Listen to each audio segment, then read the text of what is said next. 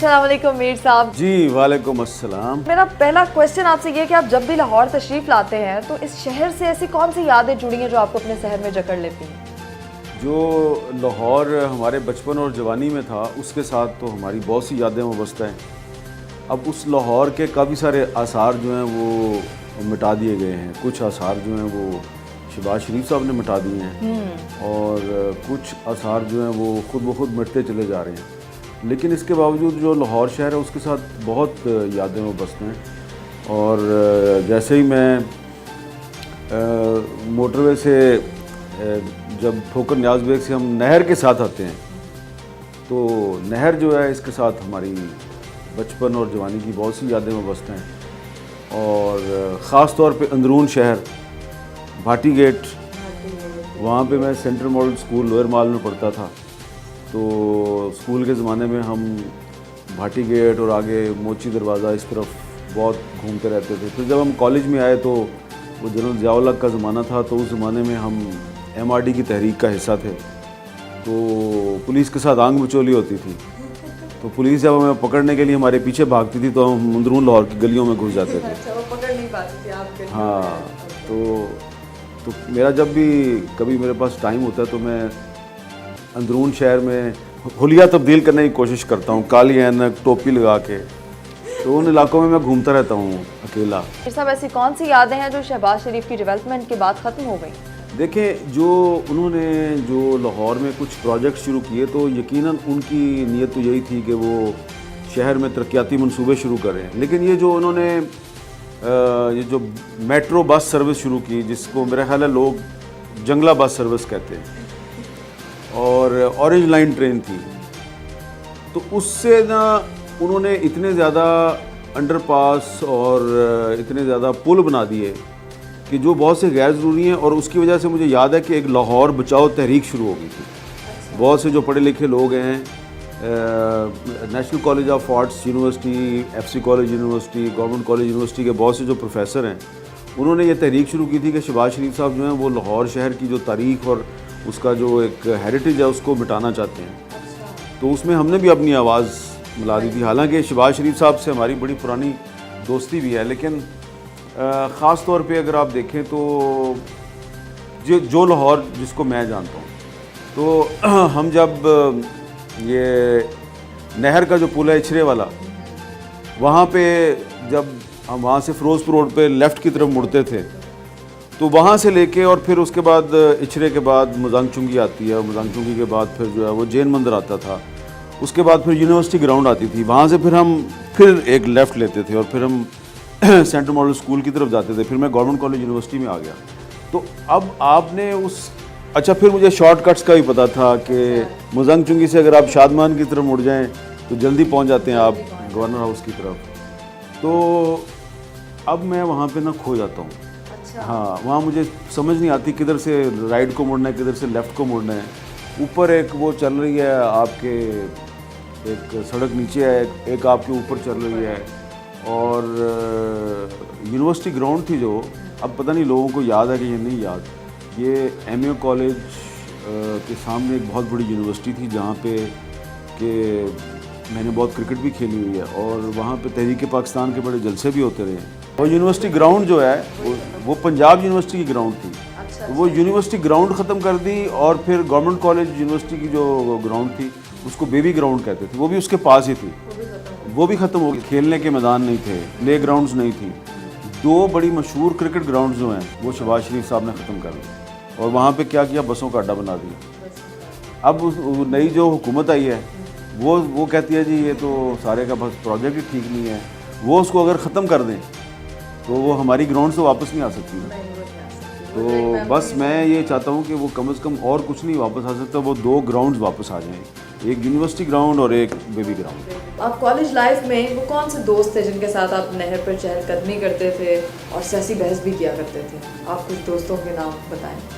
मेरे बहुत दोस्त हैं। असल में जो नहर है ना उसके साथ सिर्फ कॉलेज का ज़माना नहीं बल्कि जो मेरे स्कूल का ज़माना है वो भी नहर के साथ ही गुजरा है। मैं क्लास 1 से लेके और क्लास 8 तक न्यू कैंपस में एक यूनिवर्सिटी लेबॉर्ट्री स्कूल है, अभी भी है वो, تو میں اس میں پڑھتا تھا. وہ بالکل نہر کے کنارے تھا, اور جب بھی ہماری ریسیس ہوتی تھی, بریک ہوتی تھی, تو بریک کے وقت ہم دوڑ بھاگ جو ہوتی ہے, کھیل کود سارا وہ نہر کے کنارے پہ ہی ہوتا تھا. اور اس وقت نہر کے صرف اس سائڈ پہ سڑک تھی, دوسری طرف سڑک نہیں تھی, وہ کچا تھا. اچھا. ہاں, وہ سڑک بعد میں بنی ہے. اور وہاں پہ ایک چھوٹی سی کینٹین ہوتی تھی, تو اس کینٹین پہ ہم چائے پیتے تھے, سینڈوچ کھاتے تھے, سموسے کھاتے تھے, اور یونیورسٹی کے لڑکے لڑکیاں جو آپس میں ڈیٹے مار رہے ہوتے تھے ان کو بھی ہم دور سے دیکھتے تھے. اچھا, آپ نے کبھی ڈیٹ نہیں ماری؟ مطلب بچپن میں آپ سب دیکھا کرتے تھے. ہم تو اس وقت بچے تھے نا اسکول میں. ہم اس وقت شروع میں بڑے حیران ہوتے تھے کہ یہ ایک لڑکی اور ایک لڑکا جو ہیں یہ آپس میں کیا کر رہے ہیں, یہ اتنی ہلکی بات کر رہے ہیں آپس میں, اتنی ہلکی ہے, پتہ نہیں کیا باتیں کر رہے ہیں. اچھا, آپ کو پتہ بھی نہیں تھا کہ وہ ڈیٹ ہے؟ بعد میں پھر پتہ چلا یہ کیا باتیں کرتے ہیں. میرا کوشچن یہ ہے کہ آپ کو کالج یا یونیورسٹی میں آ کے کسی سے عشق ہوا, یا اس وقت بھی آپ صرف کتابیں ہی پڑھا کرتے تھے؟ دیکھیں, ہمارا جو اسکول تھا اس زمانے میں وہ کو ایجوکیشن اسکول تھا, اور کیونکہ ہم یونیورسٹی میں بھی کو ایجوکیشن تھی, ہمارا اسکول بھی کو ایجوکیشن تھا, تو یہ کوئی اتنا زیادہ جو ہے نا وہ آپ کو جب بچپن سے ہی آپ لڑکیوں کے ساتھ پڑھتے ہوں تو آپ کو نا یہ آپ کا یہ پرابلم نہیں ہوتا کہ میں نے فورن سے کوئی دیکھا اور ہاں فلرٹ کرنا سٹارٹ ہاں کر دیا جیسے آج کل. ہاں. اور ویسے بھی ہماری کلاس میں مجھے یاد ہے ہماری کلاس میں لڑکیاں زیادہ تھیں, لڑکے کم تھے. پھر تو بالکل بھی نہیں ہوتا. اچھا, اور پھر ہم جو ہے نا وہ لڑکے جو ہم آپس میں تھے, تو اگر 15 لڑکے تھے تو اس میں ہم 5 لڑکے بہت شرارتی تھے, جو کلاس کے سب سے شرارتی لڑکے. ہم آپس میں بڑے یونائٹڈ تھے, ہماری علیحدہ سے پارٹی تھی, اور ہم بڑی خطرناک قسم کی شرارتیں کرتے تھے. اور ہماری جو یونیورسٹی کے بڑے لڑکے تھے ہم ان کو کاپی کرنے کی کوشش کرتے. اس زمانے میں بڑی پالیٹکس ہوتی تھی, ہمیں نہیں تھا پتہ یہ آپس میں ایشیا سرخ ہے, ایشیا سبز ہے, کہ نعرے لگاتے ہیں یہ آپس میں, تو ہمیں نہیں تھا پتہ ایشیا سرخ ہے کیا ہے اور ایشیا سبز ہے کیا ہے. لیکن وہ جو تھا اکثر اوقات ان کی آپس میں لڑائیاں بھی ہوتی تھیں, سب کچھ ہوتا تھا.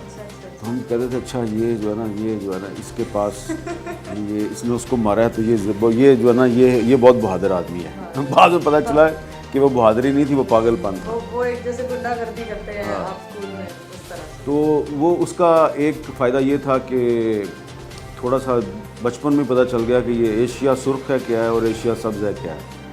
اور پھر آہستہ آہستہ یہ بھی پتہ چل گیا کہ یہ جو وائلنس ہے یہ اچھی چیز نہیں ہے.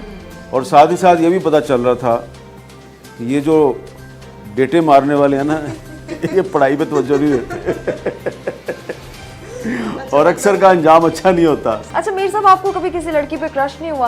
اصل میں دیکھیں نا جب میں 8th کلاس میں تھا تو میں بہت اچھا اسٹوڈنٹ تھا, لیکن میں نے 8th کلاس میں نے کلب کرکٹ کھیلنا شروع کر دی. اور کالج کے زمانے میں کرکٹ اور پالیٹکس پہ زیادہ توجہ تھی.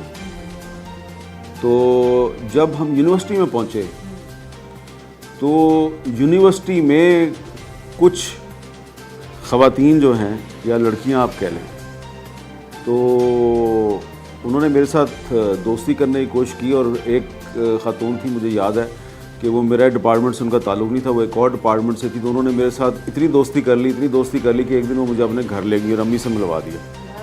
تو میں اس وقت ساتھ میں کام بھی کرتا تھا, میں جرنلسٹ بھی بن چکا تھا. تو اس عورت نے, مجھے آج تک یاد ہے کہ اس نے نا کوئی میرے سے نہیں پوچھا تم کون ہو, تمہارا فیملی بیک گراؤنڈ کیا ہے. وہ سیدھی آ کے کہتی ہے دیکھو یہ صحافی جو ہوتے ہیں ان کی تو تنخواہ بہت کم ہوتی ہے, تو تمہیں پھر اگر جو ہے نا اس بچی کا اپنی کا نام لیا, اگر اسے شادی کرنی ہے تو تمہیں نا CSS کرنا پڑے گا. میں نے کہا آپ کو کس نے کہا کہ میں نے اس کے ساتھ شادی کرنی ہے؟ یہ تو مجھے چائے پلانے کے لیے لے کے آئی ہے, شادی میں نے تو نہیں کرنی اس کے ساتھ. مطلب زبردستی کا دھلا بنا رہے تھے آپ کو. ہاں. میر صاحب, کوئی ایسی شرارت جس کے بعد آپ کو گھر سے ڈانٹ یا مار پڑی ہوئی؟ ایسے آپ کیونکہ بتا رہے ہیں آپ اسکول میں بہت زیادہ شرارتی تھے. دیکھیں جو ہم اسکول میں شرارتیں کرتے تھے نا وہ بڑی اگریسو شرارتیں ہوتی تھی, اور مجھے اکثر شرارتیں جو ہے نا ان پہ بعد میں ندامت ہوتی ہے. وہ شرارت سے زیادہ وہ نا کوئی ہنگامہ رائی ٹائپ چیز ہوتی تھی. اچھا, کوئی ایک شرارت بتائیں نا, کوئی انٹرسٹنگ سی شرارت, تاکہ آج کل کے بچوں کو پتہ چلے ایسی شرارت کرنی چاہیے یا نہیں کرنی. نہیں, بس نہ ہی کریں تو بہتر ہے. وہ یعنی کہ یہ ایک شرارت ایسی ہے جو شاید آپ کو لگے کہ نہیں یہ تو اتنی کوئی ایسی شرارت نہیں ہے جس پہ آپ کو ندامت ہو رہی ہے. لیکن بعد میں جب میں نے ہوش سنبھالا, ریئلائز کیا, تو میں نے کہا نہیں یہ شرارت بھی بہت بری تھی. مثلاً ہم کبھی کبھی, میرا ایک دوست ہے شاہد انور, وہ میرے ساتھ اسکول میں بھی پڑھتا تھا اور ہم کرکٹ بھی کھیلتے تھے. تو ہم اسکول سے فارغ ہو کے نا تو نیو کیمپس سے ہم پیدل مالٹون آتے تھے, مالٹون کلب, وہاں پہ ہمارا نیٹ پریکٹس ہوتا تھا. تو راستے میں آتے ہوئے ہم مالٹون کا جو ڈی بلاک ہے یا ای بلاک ہے, اگر اس راستے سے آ رہے ہیں یا ڈی بلاک, تو دوپہر کے وقت 2:30 بجے 3 بجے سناٹا ہوتا تھا مالٹون میں, بیل بجائی اور بھاگ گئے. یہ تو میں نے بھی کیا. بیل بجائی اور بھاگ گئے. اچھا, اور پھر ہم چھپ کے دیکھتے تھے اب کوئی کون آیا باہر. تو وہ لوگ باہر آتے تھے اور وہ ادھر ادھر دیکھا اور چلے گئے. تو کچھ عرصے کے بعد مجھے ایک نام ابھی تک یاد ہے, ایک ڈی بلاک میں نا ایک بہت بڑی کوٹھی تھی, اس کے باہر ایک نام ابھی تک مجھے یاد ہے, نام لکھا ہوتا تھا ایک. ابھی بولیں گے تو ان کو پتہ, ہاں ان کو پتہ چل جائے گا. تو ہم اکثر اوقات نا ان کی بیل بجا کے, تو اس وقت جو مالٹون پارک ہے نا بہت بڑا, یہاں پہ پارک نہیں تھا, یہاں پہ دھوپ سڑی گراؤنڈ تھی, دھوپ سڑی. سارے مالٹون کا کچرا جو ہے کچرا کنڈی تھی, تو وہ ایک بہت بڑا میدان تھا اور اس میں سارا وہ کچرا وہاں پہ پھینکتے تھے. اور اس کچرے کو نا, کچرے کے درمیان میں ایک سیمنٹ وکٹ تھی, وہاں پہ لوگ کرکٹ بھی کھیلتے تھے. تو ہم وہ بیل بجا کے تو ہم دھوپ سڑی میں بھاگ جاتے تھے. تو وہاں پہ کوئی میں پکڑ نہیں سکتا تھا, کیونکہ جو تھے نا شریف لوگ اس دھوپ سڑی میں داخل ہی نہیں ہوتے تھے, کیونکہ وہاں پہ نا آوارہ کتوں کی بھرمار تھی. تو آوارہ کتے ہم سے ڈرتے تھے. اچھا, اب آوارہ کتے کیوں نہیں ڈرتے آپ سے؟ ابھی آوارہ کتے اس لیے نہیں ڈرتے کہ اب ہم شریف ہو چکے ہیں. تو وہ اس وقت مجھے میرا یہ خیال تھا کہ یہ صرف ایک شرارت ہے. لیکن بعد میں نے یہ ریئلائز کیا کہ جب کوئی کسی کے گھر کی بیل بجا کے بھاگ جاتا ہے اور گھر والے جب باہر آتے ہیں اور ان کو کوئی نظر نہیں آتا, تو وہ سم ٹائمز اگنور کرتے ہوں گے, سم ٹائمز جب بار بار یہ کام ہوتا ہے تو وہ خوفزدہ ہو جاتے ہیں, پتہ نہیں کوئی تھریٹ تو نہیں ہے. تو اب آج کی صورتحال میں میرا خیال ہے کہ یہ شرارت بہت ہی خطرناک ہے, تو اس لیے نہیں کرنی چاہیے, نہ آپ کو نہ مجھے. کسی نے خبر لگوانے کے لیے یا ہٹانے کے لیے آپ کو رشوت آفر کی, اور اگر کی ہے تو اس کا نام بتائیے. ویسے اس طرح کے واقعات میری زندگی میں بہت کم ہیں, لیکن ایک واقعہ تھا جب پرویز مشرف کے خلاف تحریک چل رہی تھی, 2007 کی بات ہے. تو اس وقت ہم لائرز موومنٹ میں شامل تھے, میرے پہ ابھی پابندی نہیں لگی تھی, میرا پروگرام ابھی چل رہا تھا. تو مجھے مشرف صاحب کے ایک قریبی مشیر تھے, انہوں نے بلایا, انہوں نے کہا افتخار چودھری کے خلاف صرف ایک پروگرام کرنا ہے, تو 15 کروڑ روپے کا تمہیں فائدہ ہوگا. میں نے کہا جی نہیں, مجھے نہیں 15 کروڑ چاہیے. انہوں نے کہا تم نے کچھ نہیں کرنا, بس شناختی کارڈ کی کاپی دے دو, میں تمہیں گیس کا کوٹا دوں گا اور یہیں پہ وہ میں بکوا دوں گا اور تمہیں میں چیک دوں گا. تو جائز ہے, بالکل بزنس ہے یہ. میں نے کہا جی یہ کس طرح کا بزنس ہے کہ میں نے صرف شناختی کارڈ کی کاپی دینی ہے اور آپ نے مجھے کاغذ دینا ہے, پھر وہ کاغذ میں نے وہ کوٹا کسی اور کو بیچ دینا ہے اور مجھے آپ نے 15 کروڑ کا چیک دے دینا ہے. انہوں نے کہا بیٹا تیرا اسلام آباد کار لے لیں بس. تو میں نے کہا نہیں جی مجھے شکریہ, مجھے نہیں چاہیے. تو انہوں نے کہا نہیں اچھا تم اس طرح کرو, تم جاؤ ذرا تم سوچ لو, 2 گھنٹے بعد آنا میرے پاس. تو میں وہ گاڑی لے کے نکلا جب وہاں سے, تو میں اتنا زیادہ وہ پریشان تھا کہ یار یہ اس ملک کا کیا بنے گا کہ ایک پروگرام کے 15 کروڑ دے رہے ہیں 2007 میں. تو میں گاڑی جا کے نا وہ ایک ٹریفک سگنل میں مار دی. اتنی مجھے سٹریس, یعنی کہ اتنا میں شاکڈ تھا کہ یہ اس ملک کے حکمران جو ہیں وہ جو یہ کر کیا رہے ہیں کہ مجھ سے ایک پروگرام کے مجھے 15 کروڑ دینے کے لیے راضی ہیں یہ.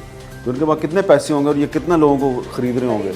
پھر یہ ہوتا تھا کہ جب بھی کوئی بندہ ٹی وی پہ مجھے بولتا نظر آتا تھا نا مشرف کے حق میں, تو میں سوچتا تھا اس نے پیسے کھائے ہیں. اچھا میر صاحب, اپنے کوئی سے 4 اچھے دوستوں کے نام بتائیں اور وجہ بھی بتا دیں کہ ان کی کس اچھی عادت کی وجہ سے آپ کی دوستی اب تک چل رہی ہے. یقیناً 4 دوستوں کے نام تو میں لے سکتا ہوں, لیکن جو دوست ہوتا ہے نا اس کے ساتھ دوستی کی وجہ اس کی اچھی عادت نہیں ہوتی. اور ہو سکتا ہے کہ آپ کے کچھ دوست ایسے ہوں جن میں ایک بھی اچھی عادت نہیں ہے, لیکن وہ آپ کے دوست ہیں. یہ بات آپ نے صحیح, وہ جیسے ہم کہتے ہیں نا دوست تو ایسا ہی ہوتا ہے. تو نام میں بہت سے لے سکتا ہوں، لیکن اب اگر میں ان کی اچھائی تلاش کرنے کی کوشش کروں گا یا وہ میرے میں کوئی اچھائی تلاش کرنے کی کوشش کریں تو مجھے یقین نہ ان کو میرے میں کوئی اچھائی ملے گی لیکن ہم ایک دوسرے کے دوست ہیں. ہاں. نام کوئی بیسٹ فرینڈ جو آپ کو لگتا ہے کہ بھائی لائف ٹائم تھرو آؤٹ چل رہی ہے آپ کی دوستی اور بالکل کوئی بریک نہیں تھا بیچ میں؟ بہت دوست ہیں. دیکھیں کالج کے زمانے سے میرے کچھ ایسے دوست ہیں جو پھر جرنلزم میں بھی آ گئے، اور پھر جب میں مڈ 90s میں لاہور سے اسلام آباد چلا گیا تو ان میں سے کچھ دوست اسلام آباد میں آ گئے، کچھ لاہور میں رہ گئے، لیکن میری دوستی جو ہے وہ چل رہی ہے بہت سے لوگوں کے ساتھ.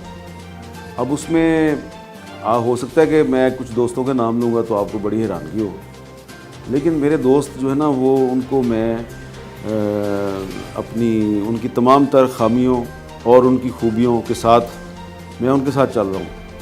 اور کبھی کبھی مجھے یہ حیرانگی ہوتی ہے کہ یار میں ابھی تک ان کے ساتھ ابھی تک یہ مجھے ٹالریٹ کرتے ہیں، یہ مجھے ٹالریٹ کرتے ہیں. وہ سمجھتے ہیں کہ یار یہ ابھی تک ہمیں ٹالریٹ کر رہا ہے.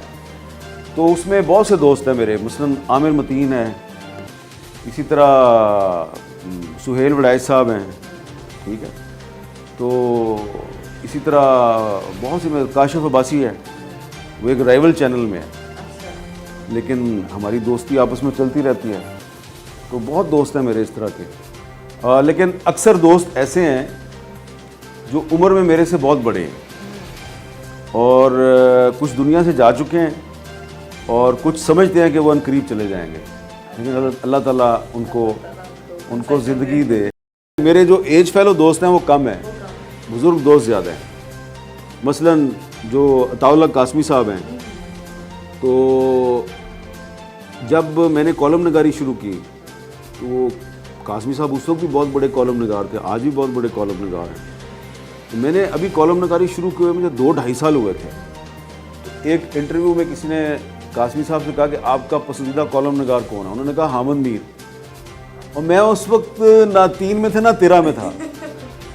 میں پریشان ہو کے قاسمی صاحب کے پاس چلا گیا. قاسمی صاحب میں تو فیورٹ کالم نگار ہو گیا. میں نے کہا میر صاحب میں 10 سال اگے دی گل کر رہا ہوں. تو کچھ سال کے بعد جب مجھے APNS ایوارڈ ملا بیسٹ کالمسٹ کا تو قاسمی صاحب نے کہا یہ کریڈٹ مجھے جاتا. میں نے قبل از وقت پیشین گوئی کری. اسی طرح اور بھی میرے بہت سے دوست ہیں، لیکن میں 3 نام ایسے لینا چاہتا ہوں بزرگ دوستوں کے جو اب دنیا میں نہیں ہیں، لیکن انہوں نے بے لوث طریقے سے نہ صرف یہ کہ مجھے گائیڈ کیا اور میری بڑی مدد کی اور ہمیشہ مشکل وقت میں میرے ساتھ کھڑے ہوئے. سب سے اہم تھے اس میں احمد بشیر صاحب، پھر تھے اس میں نثار عثمانی صاحب اور ہمارے پیارے منو بھائی، وہ سب کے پیارے تھے. یہ ایسے لوگ ہیں جن کے ساتھ جو دوستی تھی، میری دوستی بھی تھی اور بزرگ بھی تھے. اور 2 آدمی ایسے تھے جن کے ساتھ میں دوستی کا دعوے دار نہیں ہوں لیکن میرا ان کے ساتھ استاد اور شاگرد والا رشتہ تھا. ایک حبیب جالب صاحب اور ایک احمد فراز صاحب. تو اکثر اوقات مجھ سے لوگ پوچھتے ہیں یار یہ تم ہر وقت جو ہے نا یہ لڑائی کے موڈ میں رہتے ہو، اس کی کیا وجہ ہے؟ تو میں اپنے آپ سے یہ سوال پوچھتا ہوں. میں سوچتا ہوں کہ یار وہ جو وقت میں نے گزارا نا حبیب جالب کے ساتھ اور ان کو موٹر سائیکل کے ساتھ لے کے پھرتا رہا ہوں تو ان کے بہت سے جراثیم میرے میں داخل ہو گئے. تو جالب صاحب سے ہم نے مزاحمت سیکھی اور احمد بشیر اور نثار عثمانی اور منو بھائی سے ہم نے صحافت سیکھی. اچھا میر صاحب، محترمہ بے نظیر بھٹو نے آپ کو جرنلزم جوائن کرنے کا مشورہ کیوں دیا؟ وہ اس طرح کا واقعہ ہے کہ میرے والد صاحب کی وفات ہوئی 1987 میں. تو وہ ہمارے گھر تعزیت کے لیے جب آئیں تو جب وہ میری والدہ کے ساتھ تعزیت کے بعد جا رہی تھیں جب تو انہوں نے مجھے دیکھا تو انہوں نے کہا young man what do you do? تو میں نے ان کو کہا جی میں کرکٹ کھیلتا ہوں. تو انہوں نے مجھے دیکھا اور انہوں نے کہا کہ no you should follow the footsteps of your father. جب وہ چلی گئیں تو میں سوچتا رہا کافی دیر. تو لکھنے لکھانے کا شوق تو مجھے پہلے سے تھا. تو اب میں نا وہ سوچ رہا ہوں کہ میں نے کیا کرنا ہے ابھی، کیونکہ میں اس وقت تک فرسٹ کلاس کرکٹ کھیلنا شروع ہو گیا تھا. اچھا. مجھے یاد ہے کہ میں 87 میں لاہور سٹی کرکٹ ایسوسی ایشن وائٹس جو پیٹرنس ٹرافی کھیل رہی تھی, میں اس کا وکٹ کیپر بیٹسمین تھا اور میرا کپتان رمیز راجہ تھا. اچھا.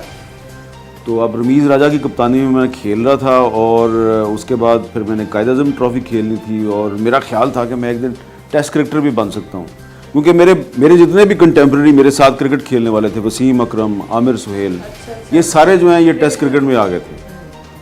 لیکن بے نظیر بھٹو صاحبہ نے جب مجھے کہا کہ you should follow the footsteps of your father, تو انہی دنوں میں ایک دن جنگ اخبار میں اشتہار آیا, ایک چھوٹا سا اشتہار تھا, ضرورت برائے سابر ایٹرز. تو میں نے بی اے کا امتحان دے دیا ہوا تھا, میں نے اپلائی کر دیا, مجھے کال آ گئی, میں ریٹن ٹیسٹ میں پاس ہو گیا. تو اب پھر وہ ایک وربل ٹیسٹ تھا, تو وربل ٹیسٹ میرا لیا وہ زیاد شاہد صاحب. تو زیاد شاہد صاحب جو ہے نا, وہ مجھے ایسے لگا کہ شاید جو ہے نا وہ میرے ساتھ تھوڑا سا ان کا رویہ بہت سخت تھا. تو جب میں نے وہ انٹرویو دے دیا تو میں واپس آ گیا, انٹرویو دے کے واپس آ گیا. مجھے دوبارہ کال آئی, ایک ایڈمن مینیجر ہوتے تھے جنگ لاہور کے, اجمل توفیق صاحب, اب وہ فوت ہو گئے ہوئے. انہوں نے مجھے کہا کہ آپ کا جو ریٹن ٹیسٹ بھی ٹھیک ہے, آپ کا جو ٹیسٹ لیا زیاد شاہد صاحب نے انٹرویو لیا وہ بھی ٹھیک ہے, تھوڑا سا ہمیں یہ بتایا گیا کہ ایٹیچیوڈ پرابلم ہے آپ کا, تو آپ ذرا مجھے آگے ملے. میں چلا گیا ان کے پاس. تو انہوں نے پوچھا کہ کیا انٹرویو میں کیا ہوا تھا. میں نے کہا جی وہ ذرا تھوڑا سا مجھ سے سخت سوال کر رہے تھے, سیاسی سوالات کر رہے تھے. میں نے بھی اسی طرح اگریسو جواب دیا. تو انہوں نے کہا نہیں دیکھیں وہ آپ کے سینئر تھے, آپ کو ان کے, لیکن انہوں نے لکھا یہ ہے کہ لڑکا ذہین ہے لیکن ایٹیچیوڈ پرابلم ہے. اچھا. پاس بھی کر دیا. اور بہرحال پھر مجھے ایک پروبیشن پہ 1500 روپیہ ماہوار پہ, پروبیشن ہوتا ہے 3 مہینے کا, رکھا انہوں نے, چیک دیکھتے ہیں اس کو, انٹرنشپ پہ. تو انٹرنشپ کے لیے رکھا, تو اس میں میں ٹھیک تھا. تو اس طرح پھر جو ہے نا وہ جب میرا کیریئر شروع ہو گیا, تو میں نے ابھی یہ فیصلہ نہیں کیا تھا کہ میں نے اسی میں رہنا ہے. میں نے ساتھ میں ایم اے میں داخلہ بھی لے لیا. تو میں اپنے آپ کو نا خود چیک کر رہا تھا کہ میں چل سکتا ہوں کہ نہیں چل سکتا. بے نظیر بھٹو کے کہنے پہ میں آ تو گیا ہوں, چل سکتا ہوں کہ نہیں چل سکتا. تو ابھی یہ سلسلہ چل رہا تھا, تو 88 میں بے نظیر بھٹو صاحب پرائم منسٹر بن گئی. تو جب پرائم منسٹر بن گئی تو ہم نے ان کی تعریف بھی کی, ان پر تنقید بھی کی. یہ ہم اسٹیبلش کر رہے تھے کہ ہم بڑے زبردست جرنلسٹ ہیں, ہم تنقید بھی کرتے ہیں, ہم تعریف بھی کرتے ہیں. تو 90 میں ان کی جب گورنمنٹ ابھی ختم نہیں ہوئی تھی, کچھ دن باقی تھے, میں نے ایک سٹوری فائل کی کہ ان کی گورنمنٹ ختم ہونے والی ہے. تو میں نے جب وہ سٹوری فائل کی تو مجھے کڈنیپ کر لیا گیا, اور میرے سے سورس پوچھا گیا کہ سورس بتاؤ تمہاری سٹوری کا کون ہے. میں نے سورس نہیں بتایا, انہوں نے میرے کپڑے اتار دیے. جب کپڑے اتارے تو وہ کہتے ہیں پنجابی میں کٹ کھانا, کٹ تو میں نے کھا لی ان سے, لیکن جب انہوں نے کپڑے اتارنے شروع کیے میں نے کہا یہ کام ٹھیک نہیں ہے. تو جو میرا اصل سورس تھا اس کو میں نے پروٹیکٹ کیا, اس کا نام نہیں لیا میں نے. لیکن ایک اور سورس تھا جس سے میں نے خبر کنفرم کی تھی کہ یہ خبر صحیح ہے یا غلط ہے. انہوں نے کہا خبر صحیح ہے, ان کا نام لے لیا میں نے. تو جب میں نے ان کا نام لے لیا تو جس ادارے نے مجھے کڈنیپ کیا تھا, تو اس ادارے کے جو سربراہ تھے ان کی میرے اس سیکنڈ سورس کے ساتھ بڑی دوستی تھی. انہوں نے اسے کنفرم کیا, اس نے کہا ہاں اس نے مجھے پوچھا تھا. بہرحال وہ مجھے پھینٹی بھی کافی لگ چکی تھی, مار تو آپ کا آ چکی. ہاں.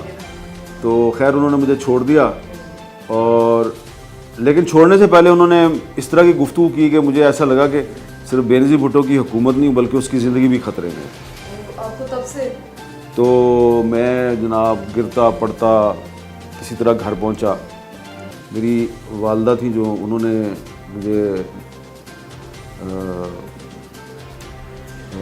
دودھ میں, گرم دودھ میں ہلدی ڈال کے تھوڑی پلائی, اور میں ان کو کہہ رہا تھا کہ میں نے نہیں جرنلزم کرنی, میں یہ تو بہت خطرناک پروفیشن میں تو کپڑے اتار دیتے ہیں. تو میری امی نے کہا کہ انہوں نے پنجابی میں مجھے کہا کہ بیٹا یہ تیرے چ انی ہمت نہیں سی کہ تو کیوں بنیا جرنلسٹ, ہوں آ گئے ہیں تو ہوں نہیں چھڑنا. تو میں نے کہا نہیں امی یہ بڑے گھٹیا لوگ ہیں, یہ کپڑے اتار دیتے ہیں بندے سے. انہوں نے مجھے کہا اچھا تم اس طرح کرو, تم جا کے نا منو بھائی سے مشورہ کرو, تم جا کے حبیب جالب سے مشورہ کرو, لیکن میرا یہ خیال ہے کہ تمہیں نہیں چھوڑنا چاہیے. خیر میں نے کہا اب اگر ماں میری میرے ساتھ کھڑی ہے تو پھر مجھے تو پھر میں نے فیصلہ کیا کہ نہیں میں جرنلسٹ ہی رہوں گا. تو ایکچولی کریڈٹ بے نظیر بھٹو کو صرف اتنا ہے کہ انہوں نے کہا تھا you should follow the footsteps of your father. تو میں آ تو گیا تھا لیکن 2.5-3 سال کے بعد میں چھوڑنے والا تھا. تو کریڈٹ میری والدہ کو جاتا ہے کہ انہوں نے کہا نہیں تم نے نہیں چھوڑنا. پھر جب مجھے کافی سال کے بعد 2014 میں جب مجھے گولیاں لگی اور میں کراچی کے اسپتال میں پڑا ہوا تھا, تو میں سوچتا تھا, میں نے اپنی امی کو کہا بھی تھا کہ یہ پروفیشن ٹھیک نہیں ہے. انہوں نے کہا نہیں چھوڑنا. تو لیکن شکر ہے کہ انہوں نے میرے 2014 میں کپڑے نہیں اتارے, صرف گولیاں ماری.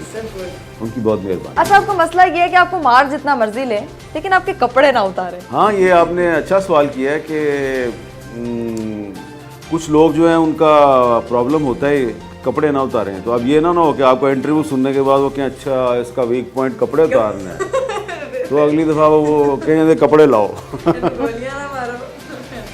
لیکن اب میں اتنا ڈھیٹ ہو چکا ہوں کہ وہ میرے کپڑے بھی اتار دیں, مجھے فرق نہیں پڑتا. سمیر صاحب کیا یہ دو بھی قسم کے لوگ ہیں جو آپ کے کپڑے اتارنا چاہتے ہیں, دھونا چاہتے ہیں, کیا کرنا چاہتے ہیں, آپ کو کیا لگتا ہے کہ وہ ایسا کرتے کیوں ہیں؟ دیکھیں وہ صرف میرے کپڑے نہیں اتارنا چاہتے, صرف مجھے نہیں دھونا چاہتے.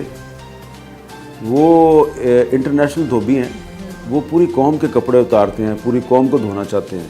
کبھی وہ دھونے میں کامیاب ہو جاتے ہیں, کبھی ناکام ہو جاتے ہیں. دور صحافی ملکی سیاست کی طرح آپ کی پالیسی میں بھی نشیب و فراز آتے ہیں, اس کی کیا وجہ؟ آپ اگر پاکستان کی سیاسی تاریخ پر ایک نگاہ ڈالیں تو آپ کو بہت سے نشیب و فراز نظر آئیں گے.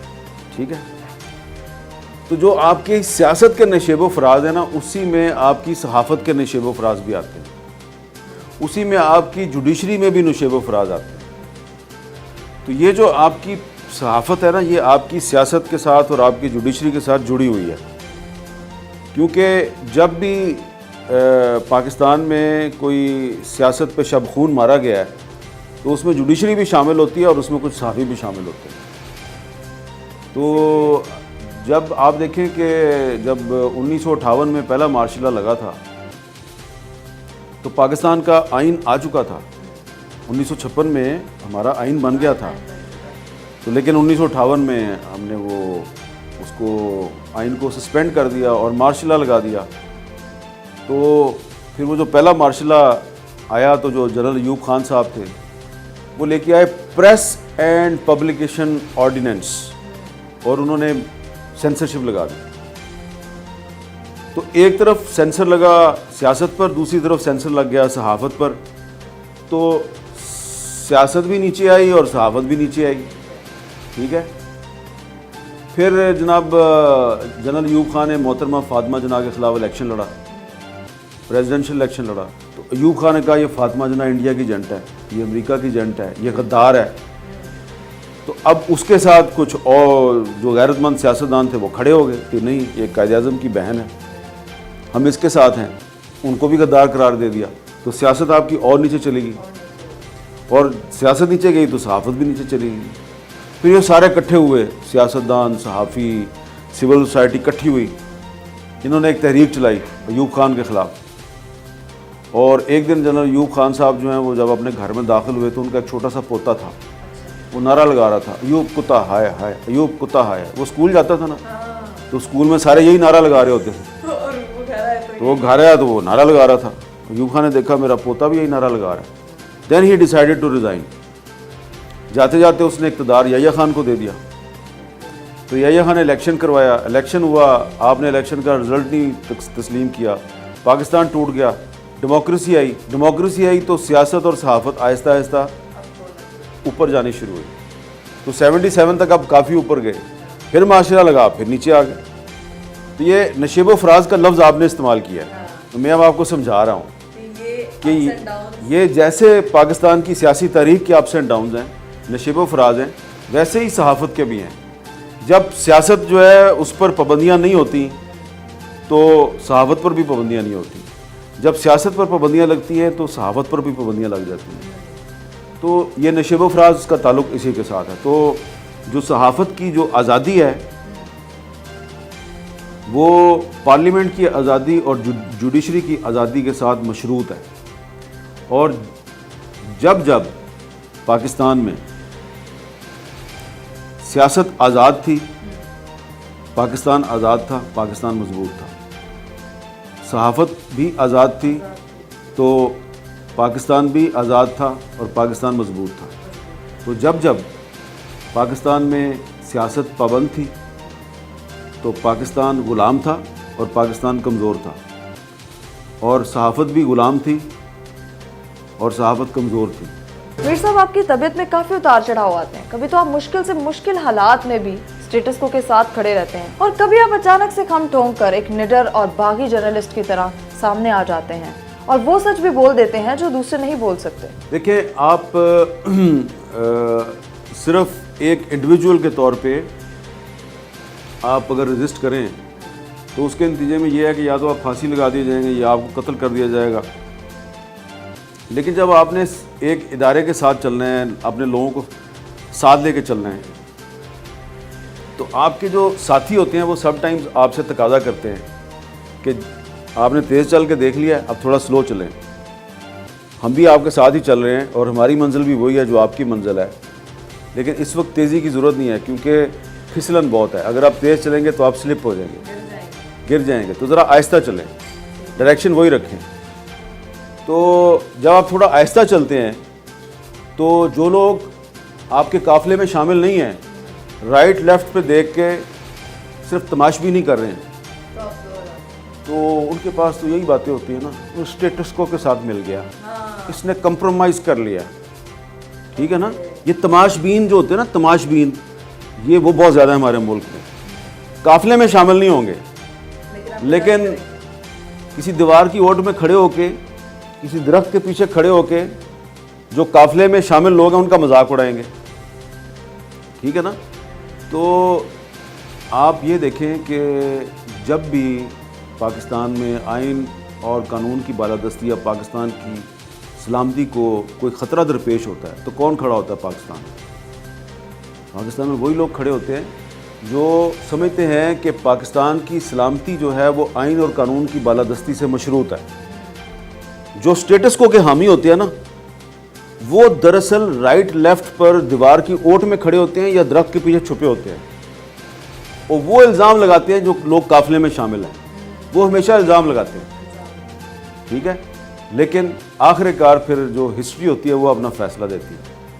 تو آپ بھی یہ فیصلہ ہسٹری پہ چھوڑ دیں کہ کب حامد میر اسٹیٹس کو کے ساتھ تھا, کب حامد میر انقلابی تھا, کب انقلابی نہیں تھا. جب ہم اس دنیا سے چلے جائیں گے نا تو ہمارے بارے میں فیصلہ تاریخ میں کرنا ہے, آپ نے یا دیوار کی اوٹ میں چھپے ہوئے اسٹیٹس کو کے اصل ایجنٹوں نے فیصلہ نہیں کرنا. اچھا, تاریخ میں آپ اپنا نام کن لوگوں میں لکھوانا چاہتے ہیں؟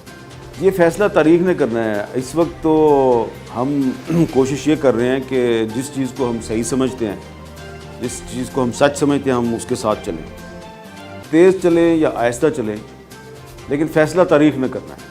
لیکن آپ کے ایک مائنڈ میں ہو کہ یار مجھے اس جگہ پہ ہونا ہے. نہیں, میرا یہ تو بہت چھوٹا سا مقصد ہے, یہ تو بہت چھوٹا سا مقصد ہے کہ میں نے تاریخ میں فلاں کے ساتھ اپنا نام جو ہے وہ نہ, میں دیکھیں سیدھی سی بات ہے, میں ایک مسلمان ہوں, میں نے اللہ کو خوش کرنا ہے, تو میں نے اپنا نام جو ہے نا وہ اللہ تعالیٰ کی جو ہے نا جو کتاب ہوگی اس میں لکھوانا ہے کہ میں اللہ سے ڈرنے والوں میں شامل تھا. باقی سب چھوڑ دیں. اگر آپ کا اللہ آپ سے خوش ہے تو سب خوش ہے, پھر تاریخ بھی آپ سے خوش ہوگی. میر صاحب, آپ خود ایک باہمت کشمیری ہیں اور کشمیریوں کی جد و جہد میں آپ کی فیملی کا خون شامل ہے. مسئلہ کشمیر کے بارے میں آپ کیا کہیں؟ دیکھیں, جو کشمیر کی تحریک آزادی ہے اور جو پاکستان کی تحریک ہے یہ ساتھ ساتھ شروع ہوئے ہیں. ویسے تو جو کشمیر کی تحریک ہے یہ تحریک پاکستان سے بھی پرانی ہے, لیکن میں اس لیٹسٹ فیز کی بات کرتا ہوں. کشمیر کی تحریک بھی علامہ اقبال نے شروع کی، پاکستان کی تحریک بھی علامہ اقبال نے شروع کی. کشمیر کی آزادی جو ہے اس کا خواب بھی اقبال نے دیکھا اور پاکستان کے قیام کا خواب بھی اقبال نے دیکھا. بڑا آسان ہے اس کو سمجھنا. علامہ اقبال نے خطبہ اہل آباد 1930 میں پیش کیا جس میں انہوں نے ایک علیحدہ ریاست کا تصور پیش کیا، اور کشمیر کی آزادی کا اعلان علامہ اقبال نے 14 اگست 1931 کو موچی گیٹ لاہور میں ایک جلسے میں کیا. کشمیر کی تحریک جو ہے کشمیر سے شروع نہیں ہوئی، لاہور سے شروع ہوئی. علامہ اقبال نے شروع کیا کیونکہ وہاں پہ جو 13 جولائی 1931 کو جو سری نگر میں فائرنگ ہوئی تھی اس میں بہت سے کشمیری شہید ہو گئے تھے. تو وہ 13 جولائی 1931 کو جو شہید ہوئے تھے ان کی یاد میں 14 اگست 1931 کو لاہور میں ایک جلسہ ہوا، اور اس جلسے میں علامہ اقبال نے آزادی کشمیر کی تحریک کا اعلان کیا. اور پھر 1940 میں جو ہے وہ آپ کی قرارداد لاہور منظور ہوتی ہے. تو آپ دیکھیں کہ قرارداد لاہور 1940 میں منظور ہو رہی ہے اور کشمیر کی تحریک کا اعلان قائد اعظم نے 14 اگست 1931 کو کر دیا علامہ اقبال نے. تو اس لحاظ سے تھوڑی سی پرانی ہے کشمیر کی تحریک کی آزادی. اب آپ دیکھیں 1947 میں جو ہے وہ کشمیر نے پاکستان میں شامل ہونا تھا، لیکن انگریزوں کی ملی بھگت سے نہیں پاکستان میں شامل ہو سکا. اب ہم لیٹسٹ سچویشن پہ آ جاتے ہیں. تو کشمیر کو آزاد کروانے کے بڑے موقع آئے. پاکستان کے جو حکمران تھے ان کے پاس کئی دفعہ ایسے موقع آئے، لیکن انہوں نے ان موقعوں کو اویل نہیں کیا. 1962 میں جب چین کی اور انڈیا کی جنگ شروع ہوئی تھی تو چائنا نے پاکستان کو پیغام بھیجا کہ کشمیر خالی ہو گیا، جسٹ واک ان. تو ایوب خان نے کہا نہیں امریکہ ناراض ہو جائے گا، تو ایوب خان نے نہیں کیا. تو اسی طرح 1995 میں کشمیر کی تحریک آزادی بالکل عروج پر تھی، اور جو کشمیری مجاہدین تھے ان کا اتنا کنٹرول ہو گیا تھا سری نگر کے شہر کے اندر اور آس پاس کے علاقوں میں کہ بالکل انڈین سٹیٹ جو ہے وہ بالکل پیرالائز ہو گئی تھی. لیکن پاکستان میں نواز شریف اور بے نظیر آپس میں لڑ رہے تھے یا ان کو لڑوایا جا رہا تھا. تو پاکستان میں سٹیبلٹی نہیں آئی جس کی وجہ سے کشمیر ہاتھ سے نکل گیا. اس کے بعد 2015 اور 2016 میں برہان وانی کی شہادت کے بعد کشمیر میں بہت بڑی پولیٹیکل اپرائزنگ ہوئی. اگین کیا ہوا؟ پاکستان میں نواز شریف اور عمران خان کی لڑائی چل رہی تھی، آپ کچھ نہیں کر سکتے. تو اب اگین ایک بہت بڑا موقع ہمارے پاس آیا ہے، لیکن یہ موقع جو ہے اس موقع پہ ہم صرف اسی صورت میں کشمیریوں کو ان کا حق خود ارادیت دلوا سکتے ہیں کہ اگر پاکستانی قوم متحد ہوگی. آپ کو چند سال پہلے مارنے کی کوشش کی گئی، آپ کو دوبارہ زندگی ملی ہے، اس بارے میں آپ کیا کہیں گے کہ وہ کیسے ہوا، کیوں ہوا؟ ایک دفعہ نہیں کئی دفعہ مارنے کی کوشش کی گئی ہے، لیکن کبھی دنیا کو پتہ چل جاتا ہے کبھی نہیں پتہ چلتا. تو ایک دفعہ میری گاڑی کے نیچے بم بھی لگایا گیا تھا، وہ بھی ڈیفیوز ہو گیا. پھر 2014 میں میرے پہ حملہ بھی ہوا. تو یہ اب ایک لمبی کہانی ہے، لیکن اب تو یہ میرا خیال ہے سب کو پتہ ہے کہ میرے پہ کس نے حملہ کروایا تھا اور کیا وجوہات تھی. اب آپ نے ڈیٹیل میں جا کے کیا لینا ہے؟ مجھے نہیں پتا، مجھے جاننا ہے. اچھا مجھے پتہ لگنا. دیکھیں بات یہ تھی کہ 2014 میں پاکستان میں نواز شریف صاحب کی حکومت تھی، اور نواز شریف صاحب جو ہیں وہ پرویز مشرف صاحب کا ٹرائل کرنے کی کوشش کر رہے تھے، اور بیانیہ یہ تھا کہ اگر سیاستدان کا احتساب ہو سکتا ہے تو ایک ڈکٹیٹر کا بھی ہو سکتا ہے. تو میں بطور ایک صحافی کے میں اس اسکول آف تھاٹ کے ساتھ تھا جو یہ کہہ رہے تھے کہ اس کا احتساب ہونا چاہیے. لیکن نواز شریف صاحب کی اپنی حکومت اور ان کی اپنی پارٹی کے اندر بہت طاقتور لوگ جو ہیں انہوں نے نواز شریف کو یہ کہنا شروع کر دیا کہ اس کو جانے دیں، چھوڑ دیں، اس کا ٹرائل نہ کریں. تو ایک بہت گروپنگ پیدا ہو گئی ارباب اختیار کے اندر. سمجھ رہی ہیں نا آپ؟ ارباب اختیار، طاقت تھی، ان میں گروپنگ پیدا ہو گئی. تو میرے پہ دباؤ ڈالا گیا کہ بھئی آپ جو ہے نا یہ پرویز مشرف کے ٹرائل کی بات چھوڑ دیں. دباؤ ڈالنے والوں میں جنرل راحیل شریف صاحب انوالو تھے براہ راست. انہوں نے اپنے ساتھیوں کے ذریعے مجھے یہ میسج دیا کہ تم پرویز مشرف کے ٹرائل کی بات چھوڑ دو. साथ ही साथ मैं मिसिंग पर्सनस का भी किस्सा लेके बैठा हुआ था, बलूचिस्तान में ह्यूमन राइट्स की वायलेशन का किस्सा भी लेके बैठा हुआ था। तो वो बहुत सी चीज़ें सप्लीमेंट होती गई, लेकिन जो मेन चीज़ थी वो यही थी कि परवेज़ मुशर्रफ के ट्रायल की बात छोड़ दो। अब मेरा यह ख्याल था कि मैंने एक प्रिंसिपल स्टैंड लिया हुआ है और हुकूमत वक्त जो है वो भी इस पर कोई कंप्रोमाइज़ करने के लिए तैयार नहीं है। और वो ट्रायल जो है मेरी ख्वाहिश पे तो शुरू नहीं हुआ था, सुप्रीम कोर्ट ऑफ पाकिस्तान के हुक्म पर शुरू हुआ। तो मैंने जो मौक़िफ़ इख्तियार किया हुआ था वो पाकिस्तान के आइन और कानून के ऐन मुताबिक था, और जो लोग चाहते थे कि मैं अपना मौक़िफ़ बदल दूं वो पाकिस्तान के आइन और कानून की खिलाफ वर्जी कर रहे थे। तो जब मैं नहीं माना तो मुझ पर हमला हो गया। तो फिर नवाज शरीफ साहब जो हैं उन्होंने एक उस वाक़े की इंक्वायरी के लिए सुप्रीम कोर्ट के जजों का एक कमीशन बनाया, और उसके बाद नवाज शरीफ साहब ने कंप्रोमाइज़ कर लिया और उन्होंने परवेज़ मुशर्रफ को भगा दिया पाकिस्तान से। उनका ख्याल था कि परवेज़ मुशर्रफ को भगा के मेरी हुकूमत बच जाएगी। मैं बच गया, नवाज शरीफ की हुकूमत नहीं बची। मीर साहब, आप पर होने वाले हमले की तहकीकात पर सुप्रीम कोर्ट में एक कमीशन बना, इसकी रिपोर्ट का क्या बना? मेरे जो हमले पे जो कमीशन बना था उसके जो TORs थे उसमें ये लिखा गया था कि ये 3 से 4 हफ्ते में अपनी रिपोर्ट सामने लेके आएगा। तो हमने जिस शख्स पर इल्ज़ाम लगाया था कि ये शख्स हमले का ज़िम्मेदार है, उस शख्स को जब कमीशन ने बुलाया तो वो पेश ही नहीं हुआ। तो अब वो क्या रिपोर्ट देते? मैं एक दफ़ा नहीं, ज़ख्मी था मैं एक दफ़ा नहीं 3 दफ़ा पेश हुआ कमीशन के सामने, जो मैं उनको सबूत दे सकता था मैंने दिए। तो कमीशन की रिपोर्ट नहीं आई, 1 साल गुजर गया। 1 साल के बाद मुझे एक दिन नवाज शरीफ साहब ने बुलाया प्राइम मिनिस्टर ऑफिस में। उन्होंने कहा कि वो मीर साहब वो तुहाडे ते हमला होया सी तो एक कमीशन बनया सी, ਉਹਦੀ रिपोर्ट कित्थे वे? मैं जी इस मुल्क दा वज़ीर आज़म मैं नहीं, तुसी हो। वो ਜਿਹੜਾ कमीशन सी वो मैं नहीं बनाया, तुसी बनाया सी। वो रिपोर्ट भी मेरे को नहीं है, तुहाडे कोल ही होएगी। तो उन्होंने फ़ौरन ना वो फ़ोन किया इधर, तो वो रिपोर्ट किधर है? हालांकि मुझे पता था कि रिपोर्ट कोई नहीं बनी और इनको बता दिया गया कि नहीं बनी, तो वो मेरे साथ कर रहे थे।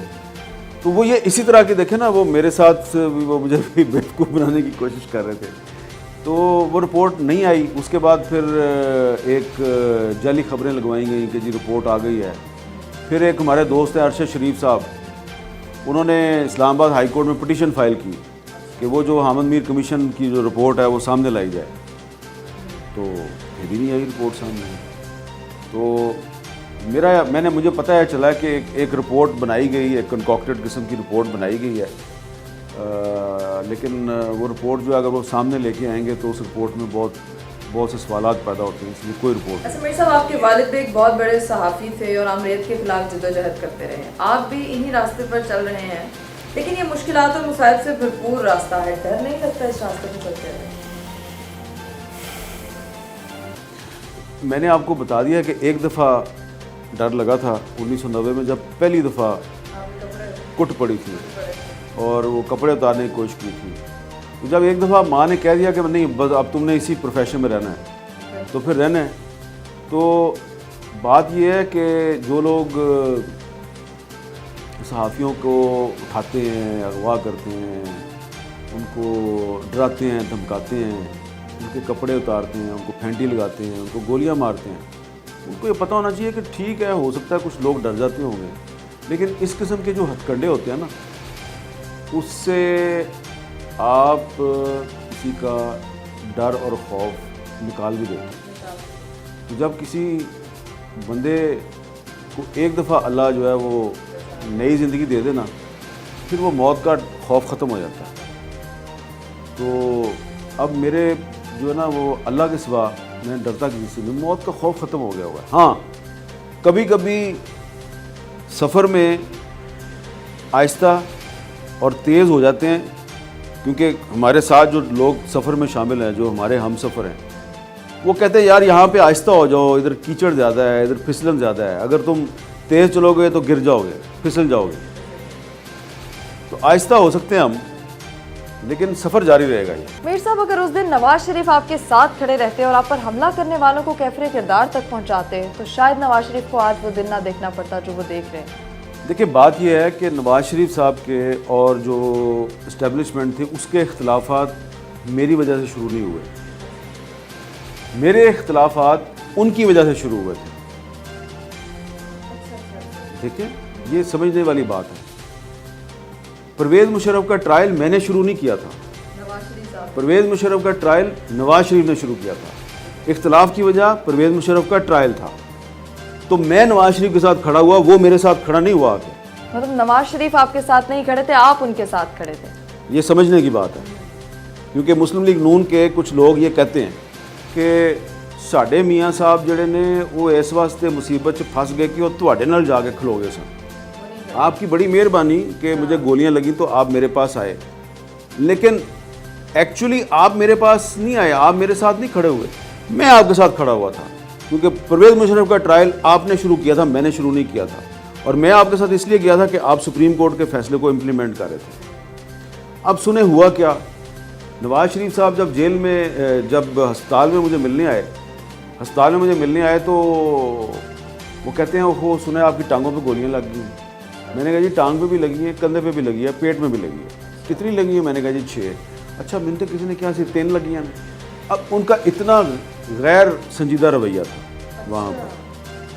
اور جب وہ وہاں سے واپس گئے, نکل رہے تھے, تو ان کے ساتھ جو وزیر تھے ان میں سے ایک وزیر واپس آیا اور اس نے آگے میرے کان میں کہا کہ برا نہ منانا, ہم واپس جا کے آپ کے خلاف پیمرا میں غداری کا ریفرنس دائر کریں. اچھا جی. تو جب نواز شریف صاحب میرے پاس آئے تھے تو اس وقت تک یہ فیصلہ کر چکے تھے کہ یہ صرف ایک دکھاوا ہے. واپس جا کے انہوں نے پیمرا میں میرے خلاف غداری کا ریفرنس دائر کرنا تھا. مجھے نہیں پتا کہ وہ کیوں کر رہے تھے. ریفرنس دائر ہوا اور جیو کو بند کیا گیا. یہ کس کے دور میں ہوا؟ نواز شریف کے دور میں ہوا. تو جب آپ مجھے یہ تانا مارتے ہیں کہ او خو جی ہم تو آپ کو گولیاں لگی تو آپ کے ساتھ آ کے کھڑے ہوئے تھے, تو اگر آپ آ کے میرے ساتھ کھڑے ہوئے تھے تو پھر واپس جا کے آپ نے غداری کا ریفرنس کیوں دائر کیا؟ لیکن میں اس بحث میں نہیں پڑا, میں اس چکر میں نہیں پڑا. مجھے پتہ ہے ان کی مجبوریاں ہوں گی.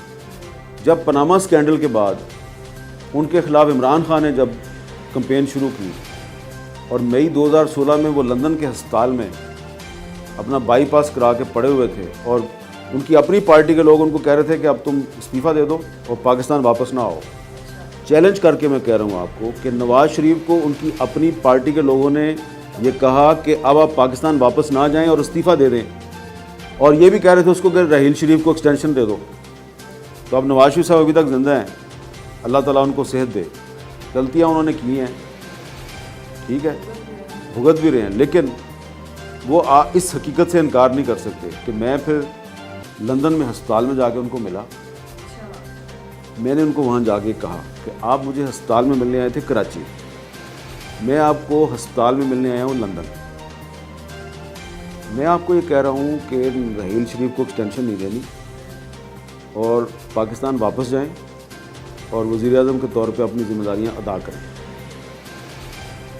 واپس آئے وہ لوگ, یہاں میڈیا میں کہہ رہے تھے نہیں واپس نہیں آئے گا, بھاگ گیا ہے, استعفیٰ دے دے گا. واپس آئے اور انہوں نے اپنی ذمہ داریاں ادا کی, ٹھیک ہے. بالکل. بعد میں ان کو سپریم کورٹ نے ڈسکوالیفائی کیا. تو یہ میں نے آپ کے سوال کا جواب یہ دیا ہے, مختصر یہ ہے کہ نواز شریف صاحب میرے ساتھ آگے نہیں کھڑے ہوئے, میں ان کے ساتھ کھڑا ہوا تھا, کیونکہ مشرف کا ٹرائل انہوں نے شروع کیا تھا, میں نے شروع نہیں کیا تھا. بعد میں جب وہ ہسپتال میں مجھے ملنے آئے, واپس جا کے انہوں نے میرے پہ غداری کا ریفرنس دائر کیا.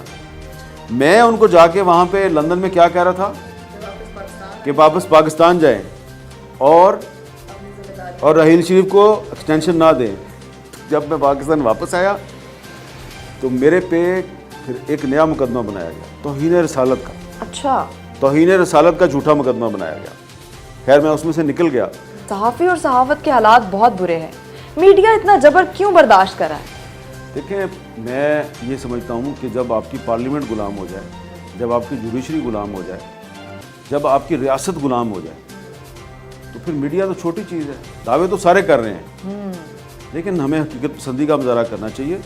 تو جو بھی پارلیمنٹ کو اور جوڈیشری کو اور میڈیا کو اپنا غلام بناتا ہے وہ دراصل پاکستان کو کمزور کرتا ہے. صحافتی تنظیمیں کیوں خاموش؟ میں اس رائے سے اتفاق نہیں کرتا کہ موجودہ صورتحال میں صحافتی تنظیمیں خاموش ہیں. اس کی وجہ ہے میڈیا کمزور ضرور ہے پاکستان میں, لیکن جو ورکنگ جرنلسٹ ہے, وہ ورکنگ جرنلسٹ جو میڈیا کی آزادی پہ یقین رکھتا ہے, وہ آج بھی سڑک پر آ کے مظاہرہ کرنے کے لیے تیار ہے. اب اگر میڈیا ہی اس کے مظاہرے کو اگر اہمیت نہیں دیتا تو اس میں ہم کیا کر سکتے ہیں.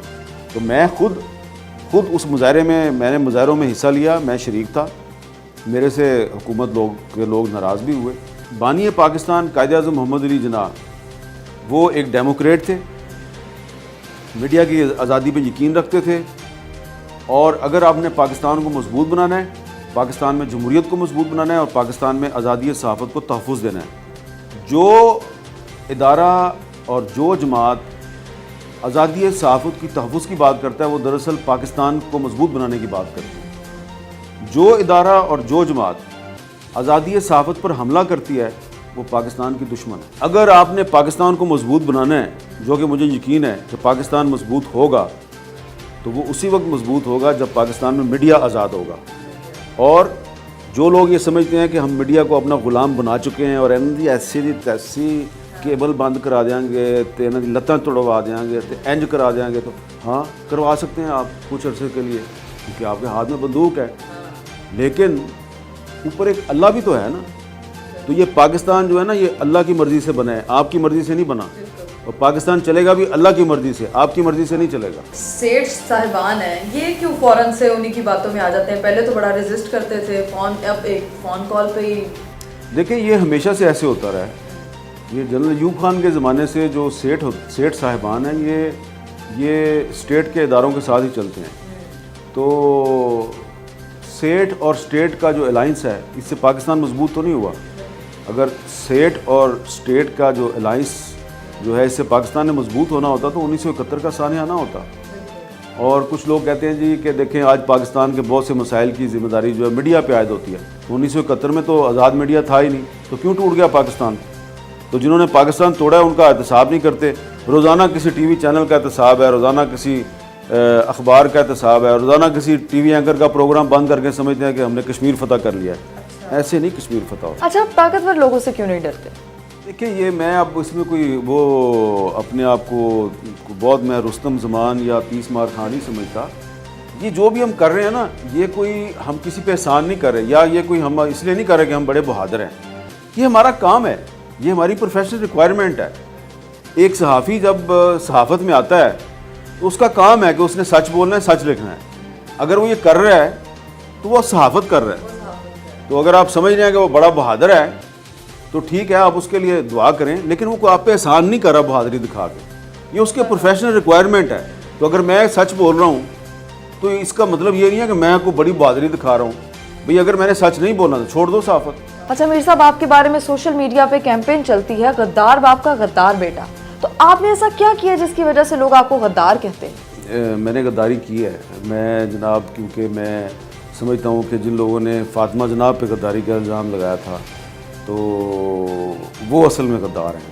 تو اس لیے کیونکہ میں نے کچھ افراد جو ہیں جنہوں نے فاطمہ جناب کو غدار کہا تو میں ان کو غدار سمجھتا ہوں, تو اس لیے میں بھی غدار ہوں.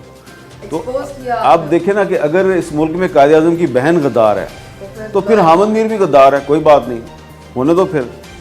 تو اس میں آپ دیکھیں نا غداری کا معیار کیا ہے آپ کا. غداری کا معیار یہ ہے کہ آپ کہتے ہیں کہ پاکستان میں آئین اور قانون کی بالادستی ہونی چاہیے, سپرمیسی آف پارلیمنٹ ہونی چاہیے, قانون سب کے لیے برابر ہونا چاہیے, تو آپ غدار ہیں. تو یہ جو لوگ غداری کے الزام لگاتے ہیں نا, یہ مجھے ان پہ نا ترس آتا ہے. یہ بڑے کمزور لوگ ہیں, ان کے پاس دلیل نہیں ہے. تو جب آپ کے پاس دلیل نہیں ہوتی ہے اور آپ کا موقف کمزور ہوگا تو آپ کہیں گے غدار ہے, کافر ہے, بے حیا ہے, بے شرم ہے, وطن فروش ہے. اچھا, اب اس میں ہسٹری سے ان لوگوں کو پتہ نہیں ہے. یہ بھی لکھیں گے وہ وارث میر کا بیٹا حامد میر جو ہے یہ میر جعفر کا رشتہ دار ہے. اچھا, اب ان کو یہ نہیں پتا کہ میر جعفر کون تھا. بھئی میر جعفر جو ہے اس کے نام کے ساتھ میر جو ہے وہ اس کی ذات کی وجہ سے نہیں ہے, وہ اس کے آفس کی وجہ سے ہے. اچھا, اس کا عہدہ, وہ اس کا عہدہ تھا. میر جعفر جو ہے وہ سراج الدولہ کا chief of the army staff تھا, اچھا, اور اس زمانے میں chief of the army staff کو میر سپاہ کہتے تھے. میرے سپاہ, تو میر سپاہ ہونے کی وجہ سے سید جعفر علی خان نجفی جو ہے وہ میر جعفر بن گیا. اچھا, ٹھیک ہے, اس کا اصل نام کیا تھا؟ سید جعفر علی خان نجفی. تو کیونکہ وہ chief of the army staff تھا تو وہ میر سپاہ کہلاتا تھا. تو میر سپاہ ہونے کی وجہ سے وہ میر جعفر بن گیا. تو اب وہ تو نجف سے آیا تھا, تو نجف میں کون سے میر ہوتے ہیں؟ تو ہمارا تعلق جو ہے وہ کشمیر کے ساتھ ہے. ہمارے جو بزرگ تھے سید میر علی ہمدانی, وہ تو سینٹرل ایشیا سے آئے تھے. تو ہمارا تو میر جعفر سے کوئی تعلق نہیں ہے, صرف اتنا تعلق ہے کہ وہ میر سپاہ تھا, یعنی chief of the army staff تھا, اور ہم جو ہے وہ ہمارا میر خاندان سے تعلق ہے. تو اب وہ کہتے ہیں جی جو بھی میر ہے وہ غدار ہے. تو پھر آپ اس کا مطلب ہے کہ آپ حضرت میاں میر جو ہیں اور میر سید علی ہمدانی جو ہیں, آپ ان کو بھی غدار کہہ رہے ہیں. تو بڑے بیوقوف لوگ ہیں. میر صاحب آپ کے ساتھ بہت بہت شکریہ, بہت مزہ آیا. Thank you.